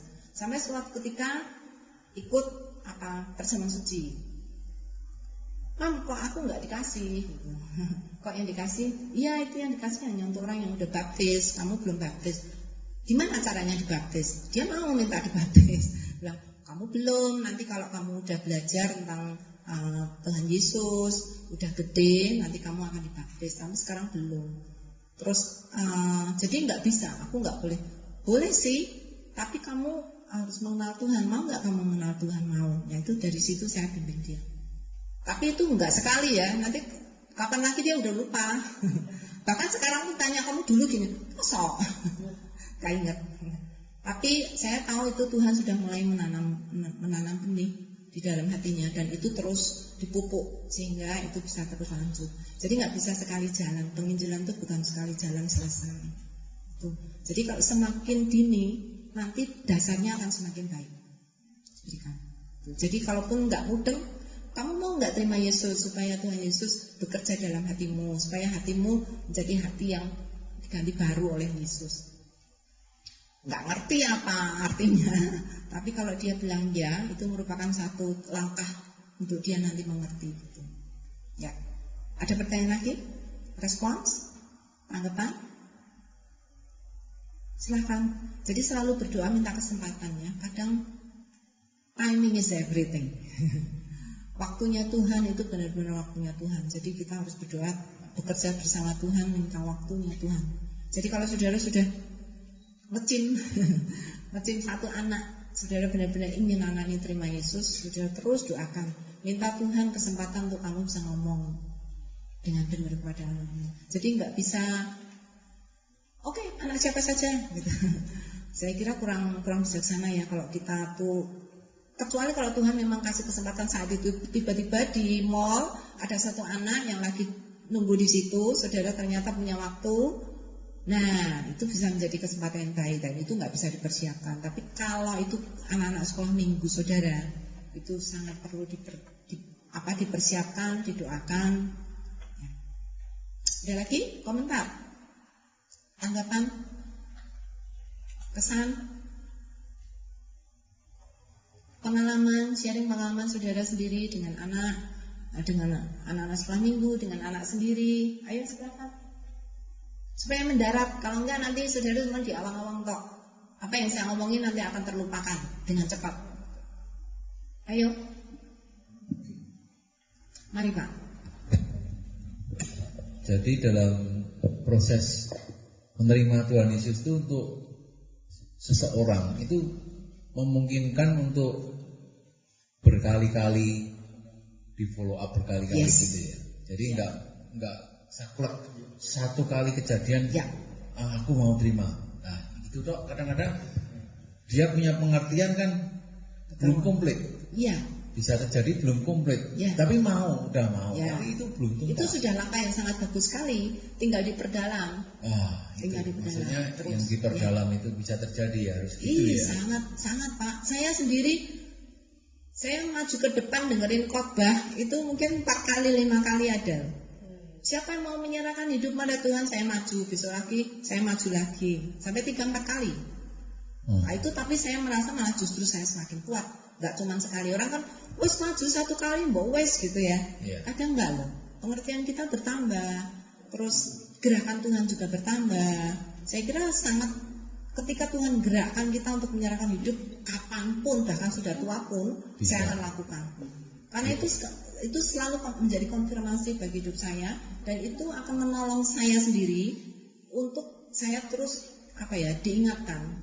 Saya tuh milik siapa?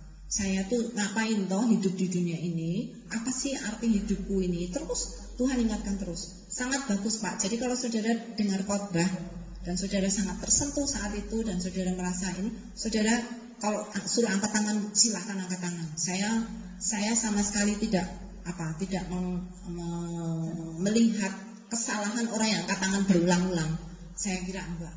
Karena penginjilan itu terus-menerus akan terjadi dalam hidup kita. Kalau Tuhan KKR setiap hari dalam hidup pun aku mau. Itu akan memperkuat iman kita. Ya. Oke, terima kasih. Ya. Ada lagi? Silakan. Satu lagi. Mari Bu Lina.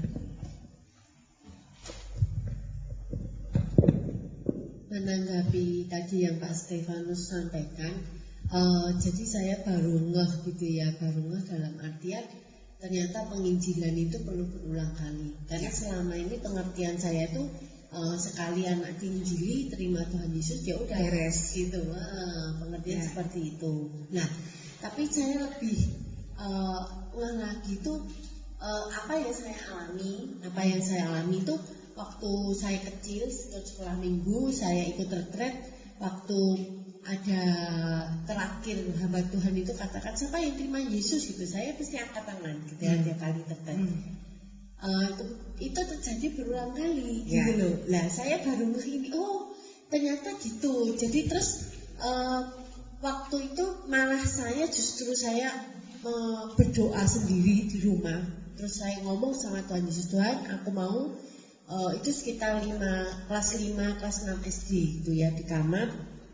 Saya doa sendiri, saya ngomong, Tuhan aku mau Engkau masuk dalam hatiku. Jadi, tapi di latar belakangnya itu, jadi tiap kali retret ada hamba Tuhan yang atakon, saya angkat tangan gitu lah. Pengalaman saya itu saya gak ini, maksudnya dari apa yang Bu Yulia sampaikan ini baru saya ternyata itu apa yang saya alami itu, penginjilan itu seperti itu. Nah, yang saya praktekkan selama ini sama anak-anak, ya 1 kali jadi anak-anak terima Tuhan Yesus, ya udah nggak di follow up. Tapi dari sini saya jadi lebih baik. Kadang saya menunggu dalam artian ini anak-anak nanti mau remaja gitu, ini persiapan nanti kalau sudah mau naik saya panggil satu-satu, saya tanyain, saya injili gitu kan, seperti itu. Tapi dari sini saya jadi paham lebih baik sedini mungkin dan itu sesering mungkin dan itu di follow up ya gitu ya, itu aja. Ya, terima kasih Bu Lina. Ada lagi? Ada satu orang tua yang saya sangat hargai sekali ya. Dia tuh punya 2 anak dan dia akan mengirim anaknya ke luar negeri karena dapat berkat Tuhan untuk dia bisa sekolah di luar negeri. Sebelum ke luar negeri itu disuruh duduk. Sebelum kamu pergi nih, Mama pengen tahu, kamu sudah ngerti nggak Yesus begini, tahu nggak Allah itu begini, tahu nggak manusia itu begini tuh. Dia jelasin semuanya. Itu padahal udah dari kecil dia udah terima Yesus. Tapi just in case ada yang miss, dia ulangi lagi. Dan itu bagi saya sangat itu tanggung jawab orang tua yang sangat luar biasa, sangat baik sekali. Jadi sebelum dia ke luar negeri dipastikan, ngerti ya siapa Tuhan bagi kamu, ini. Tuh. Di luar negeri dia melepas itu dengan hati yang lega, tuh, bahwa dia tuh sebenarnya. Saya kira ini Pak Stefanus mungkin mewakili majelis sekali ya. Kadang kita nggak ngeh ya, jemaat itu sebenarnya ngerti nggak sih, udah pernah nggak diinjili? Apalagi kalau dia tidak berasal dari gereja sini waktu dibaptis ya, sudah dibaptis tempat lain, itu kadang-kadang harus diberi pembinaan lagi gitu. Bahkan kalau perlu diinjil, makanya di gereja itu seharusnya ada revival. Walaupun ya sudah orang Kristen kabeh ini semua udah terima Yesus sudah dari dulu, kadang-kadang rutin entah 2 tahun sekali, 3 tahun sekali kasih KKR di gereja. Karena kadang-kadang mereka belum menerima Injil, entah situasi ya. Kadang-kadang bisa karena tekanan, bisa karena emosi saat itu lagi down, terus ketika terima terus itu kan mempengaruhi keputusan kita. Seharusnya dengan sadar dan dengan akal sehat dia menerima Yesus itu benar-benar dalam keadaan fit. Bukan karena down, bukan karena lagi ada masalah, lagi sakit. Itu kan kalau lagi sakit tuh paling gampang dibikin cara untuk dia tuh terima Yesus. Itu baik, tapi itu punya kelemahan. Karena begitu sehat ya udah nggak ingat Tuhan Yesus. Ya, jadi harus hati-hati, bukan nggak boleh ya, tapi hati-hati. Pastikan dia itu terima Injil yang benar dan dia memberikan professional faith itu dengan sadar, tidak dengan keadaan yang emosional atau tekanan atau apapun. Karena itu kadang harus diulang karena di situasi ini dia kayak gini, tapi di situasi ini belum tentu, bisa beda-beda. Jadi sangat baik kalau di gereja itu ada program bukan penginjilan namanya ya, tapi pembinaan bagi jemaat untuk memastikan ini jemaat benar-benar sudah mengerti terima Yesus itu apa artinya dan apakah dia melakukan pengakuan iman itu benar-benar karena dia mengerti atau hanya karena aku udah Kristen dari dulu. Saudara, ini bukti yang sangat nyata ya. Banyak gereja itu kan setahun sekali kadang-kadang atau 2 kali itu selalu ada baptisan. Itu orang yang dibaptis ini benar-benar cerita nyata ya. Baru dibaptis tanya, kenapa kamu dibaptis? Ya karena aku udah lama di gereja, udah dari kecil. Ya udah umurku aku harus dibaptis. Dia nggak tahu loh apa artinya dibaptis. Itu sangat sangat miris gitu ya. Kalau orang-orang dibaptis hanya tahunya ya aku udah lama di gereja masa nggak dibaptis. Aku disuruh mami, gitu kan. Oh temanku yang lain juga dibaptis jadi aku ikut dibaptis. Itu baptisan itu sebenarnya kesempatan yang sangat bagus. Entah diadakan 2 kali atau 3 kali pertemuan untuk diulang lagi. Kenapa kamu mengaku Yesus sebagai juru selamat dan lain-lain. Supaya dari orang-orang inilah Pak gereja itu bertumbuh. Bukan dari orang yang imannya masih masih cendek gitu ya, maksudnya yang masih dangkal. Iman yang tidak berakar itu tidak pernah menghasilkan banyak. Jadi bisa menjadi evaluasi dari gereja ini. Apakah selama kurun waktu sekian itu gereja menganggap jemaatnya itu bertumbuh atau tidak? Apa ukurannya? Ya mungkin bagus untuk nolong supaya mereka bisa bertumbuh, benar-benar bertumbuh, bukan cuma menuin gereja. Tapi benar-benar bertumbuh dan menghasilkan buah. Oke, thank you so much. Kita sekarang akan lihat ke traktat ya. Ya. Oke, di halaman pertama saudara sambil baca ya. Di halaman pertama, halaman kedua kalau di tempat saudara ya.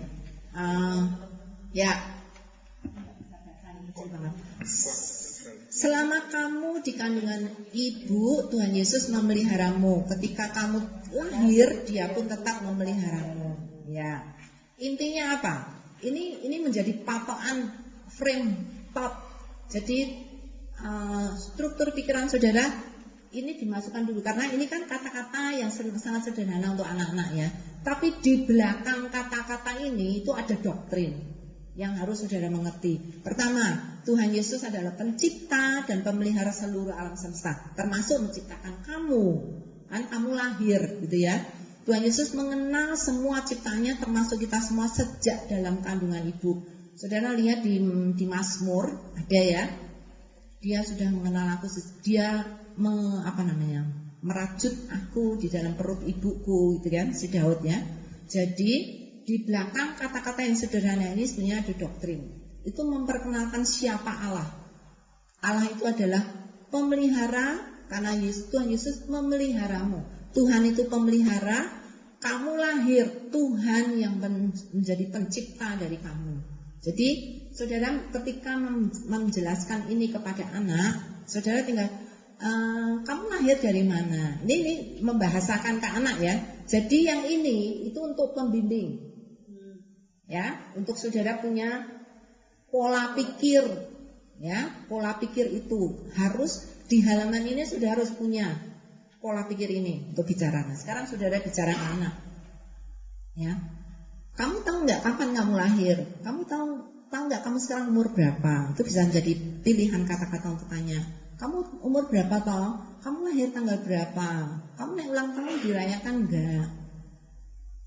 Waktu kamu lahir, mama kamu seneng nggak? Gitu ya, itu bisa menjadi salah satu pertanyaan. Kalau dia dari keluarga yang baik-baik, maksudnya bukan broken home gitu ya, itu bisa ditanyakan itu. Nah, Tuhan itu yang menciptakan kamu loh. Tuhan titipkan kamu, benih kamu itu di perut mama. Ya, di perut mama kamu bertumbuh, lalu kamu lahir. Kamu lahir itu Tuhan yang pelihara.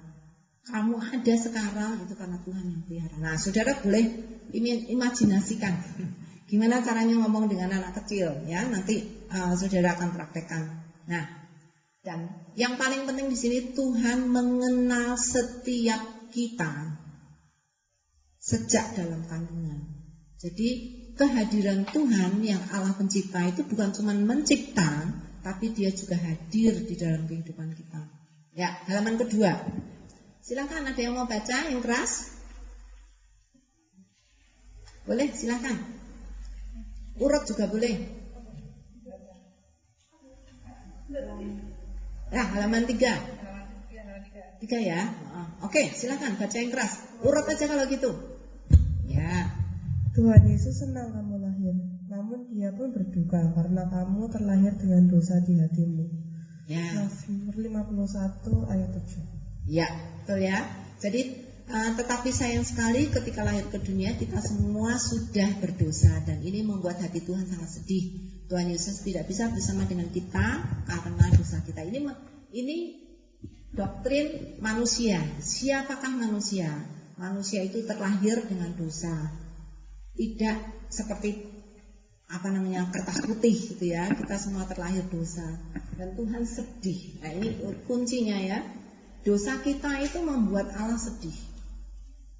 Bukan membuat orang tua nggak suka kita, tapi membuat Allah itu sedih, gitu ya.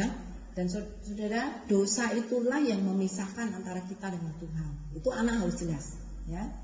Tuhan tidak suka dosa kita. Tuhan menyayangi kita, tapi karena ada dosa, Tuhan jadi nggak bisa bersama-sama dengan kita. Oke, halaman 3, 4, next sebelahnya. Ya.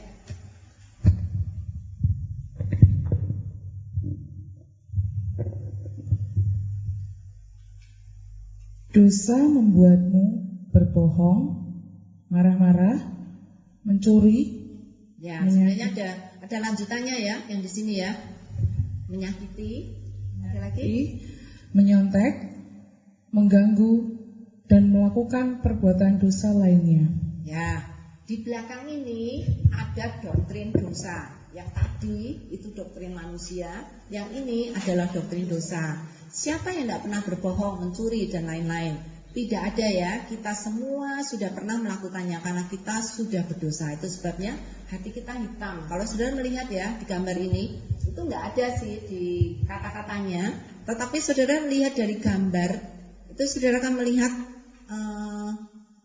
hatinya tuh hitam. Ini nggak ada ininya ya, hatinya hitam. Nanti kalau saudara melihat ketika udah terima Yesus, hatinya tidak hitam lagi, ya. Tuh. Jadi hati kita hitam karena sudah tercemar oleh dosa. Ya, saudara bisa kasih lihat ini. Ya, saya kira saudara bisa menolong anak-anak untuk tahu gitu ya. Semua dosa lain yang tadi itu ya, menyontek, menyakiti, mengganggu itu jahat di mata Tuhan. Tuhan Yesus ada di surga. Kalau saudara lihat di sini, Tuhan Yesus ada di surga dan melihat semua dosa yang kita lakukan. Supaya anak tahu ini apa? Juga menolong anak tahu bahwa Allah itu Maha Tahu. Itu juga doktrin di balik itu ya. Untuk menolong anak tahu Tuhan itu Allah yang ada di surga, tapi dia bisa melihat semuanya. Ya. Oke, berikutnya, apakah hukuman dosa? Nah, ini anak harus tahu. Ya. Oke, silakan. Next. Lanjut. Kamu terikat oleh rantai dosa dan itu membuatmu terpisah dari Allah. Ya, sambil saudara memperlihatkan gambar itu ke anak. Jadi nanti kalau bisa saudara dan anak itu sama-sama melihat gambar itu ya. Saudara kasih itu, tapi aku ceritain ya di dalam buku ini. Yuk kita baca bareng-bareng yuk. Saudara bisa menolong dia dari situ. Dosa itu seperti rantai yang mengikat kaki kita dan tidak bisa lepas. Seperti orang yang di penjara itu ya, nggak bisa lepas dari situ.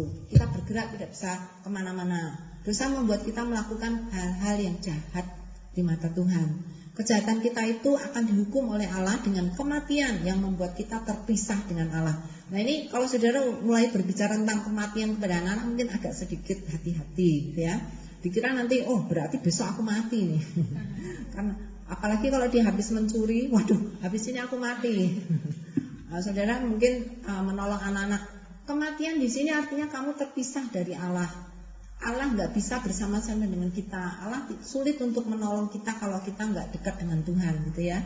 Jadi ini di dalam doktrin ini sama doktrin dosa, karena di dalam dosa ada hukuman, ya. Oke, berikutnya. Ya, halaman berapa nih? 7. Ya. Tetapi Tuhan Yesus mengasihimu, Tuhan Yesus ingin menyelamatkanmu supaya kamu tidak masuk neraka. Yohanes 3:16. Oke, ini masuk ke doktrin soteriologi atau doktrin keselamatan. Ya. Dimulai dari apa? Allah mengasihi kita. Ya, itu menjadi motivasi yang paling utama di dalam kita menginjili. Kenapa kita mau memperkenalkan anak-anak pada Tuhan? Karena kasih Tuhan. Itu yang menjadi motivasi Tuhan juga datang ke dunia. Ya, dia tidak ingin kita dihukum atau dibuang ke neraka. Nah, saudara mungkin sejelek apapun banyak psikolog berkata ya, anak itu jangan diperkenalkan kata-kata yang menakutkan, kata-kata yang sadis, jangan dibiarkan. Saudara tetap harus bicara. Daripada dia dengar dari orang lain, lebih baik dengar dari kita. Ya, neraka di sini sebutkan hanya satu kali untuk anak-anak tidak merasa traumatik gitu ya mendengar kata itu. Atau bahkan itu memancing dia, neraka itu apa toh kak? Gitu. Anak-anak akan tanya, saudara harus siap menjawab ya. Gimana caranya menolong saudara? Untuk anak tahu neraka itu bukan sesuatu yang nyaman. Itu anak harus tahu. Itu tempat manusia berdosa dihukum. Neraka itu apa toh kak? Kita jangan bilang oh, itu satu tempat yang jauh dari kita dan itu orang-orang yang jahat nanti dilempar ke sana. Nggak terlalu relate dengan mereka. Tapi neraka adalah tempat di mana orang-orang berdosa akan dibuang oleh Tuhan. Ya, oke. Karena itu dia mengirim Tuhan Yesus untuk datang ke dunia menyelamatkan kita. Jadi sebelum kita dibuang ke neraka, Tuhan Yesus sudah datang untuk menyelamatkan kita. Ya, Tuhan ingin kita tidak binasa. Tuhan ingin menyelamatkan kita. Itu punti inti dari ini. Ini adalah doktrin soteriologi, doktrin keselamatan. Oke, next.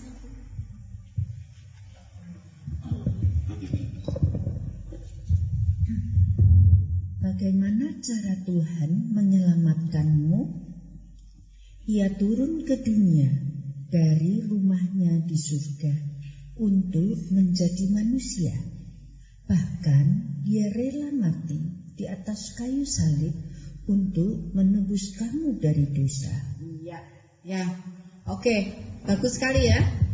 Jadi melalui halaman ini saudara mulai memperkenalkan untuk apa Yesus datang ke dunia. Ya. Yesus datang ke dunia itu untuk mati. Dia datang ke dunia bukan untuk senang-senang di dunia. Dia datang untuk mati supaya kita ditebus dosanya, ya. Jadi Tuhan datang ke dunia untuk rela mati menyelamatkan kita dari hukuman dosa supaya dosa-dosa kita diampuni. Itu tuh anak melihat Yesus itu datang tuh khusus untuk kita, orang-orang yang berdosa, supaya kita boleh diampuni. Yesus menggantikan kita untuk menerima hukuman. Kalau saudara anak-anak nanti melihat salib, ini juga salah satu cara untuk saudara bisa masuk ke situ ya. Salib itu tidak boleh dihindarkan untuk anak tahu.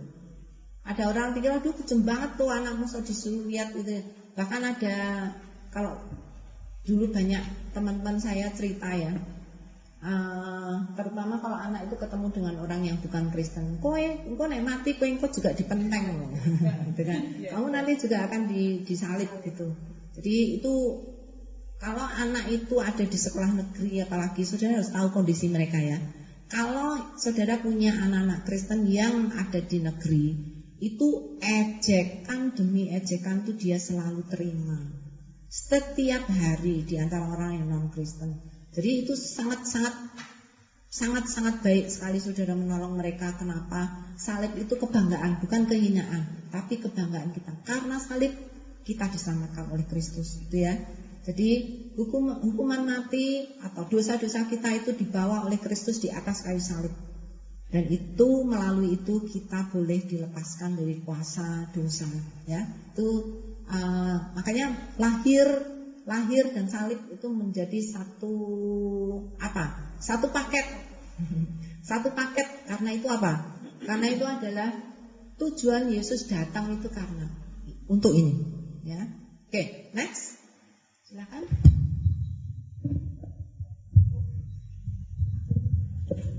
Pada hari yang ketiga, dia bangkit dari kematian dan menang atas dosa. Ya. Jadi ini kalau saudara lihat, hatinya sudah baru, sudah tidak hitam lagi, ya. Ketaatan Yesus menyenangkan hati Allah sehingga Yesus dibangkitkan dari kematian. Ini untuk anak tahu bahwa Yesus bangkit itu karena kuasa Allah. Bukan dia pura-pura mati terus dia bangun lagi. Tapi Tuhan Allah yang membangkitkan. Ini saudara mulai memperkenalkan tanpa sadar, saudara memperkenalkan Allah Tritunggal. Ya, karena ada Allah Bapa, kemudian ada Allah Anak, dan saudara akan melihat ada Roh Kudus. Yesus dibangkitkan dari kematian oleh Allah Bapa. Ya, karena Yesus kita diselamatkan dan Roh Kudus memberikan hati yang baru. Supaya dosa tidak lagi menguasai kita. Saudara lihat, hatinya sudah tidak lagi hitam. Kalau dia menerima Yesus Kristus, maka dia akan diberikan hati yang baru. Oke, next. Undangan Yesus. Tambah sempit. Tapi masih bisa, silakan. Dan Yesus mau menjadi juru selamatmu, dan ia mau kamu datang kepadanya. Ya, nah ini saudara mulai undangan nih. Saudara melihat kesiapan anak ya. Kalau kayaknya sampai di sini anak masih nggak ngerti, sampai di sini anak masih bingung, mungkin saudara harus ulang lagi. Atau kalau enggak nanti next time bisa diperjelas lagi, gitu ya. Tapi ini anak-anak kalau sudah sampai tahap ini, anak harusnya sudah mulai mengerti. 3 poin Injil itu sudah disampaikan kepada dia. Sekarang Tuhan Yesus sudah hidup di surga bersama dengan Allah. Dia ingin mengundang kita untuk datang kepadanya. Ia ingin kamu tidak lagi hidup dalam dosa, tetapi hidup di dalam kasih-Nya. Jadi ini kesempatan bagi anak melihat bahwa kuasa dosa itu bisa lepas kalau kita percaya Yesus. Karena Yesus menginginkan kita untuk tidak lagi dikuasai oleh dosa. Kenapa Yesus mau lakukan itu? Karena kasih-Nya, ya. Itu harus jelas. Next. Sekarang ajakan untuk merespon. Jadi bukan hanya menawarkan, Tuhan mengundang loh. Terus habis itu kapan saudara jawab? Ya harus, saat itu juga harus jawab. Oke, silakan. Supaya kamu dapat hidup bersama Tuhan Yesus selamanya.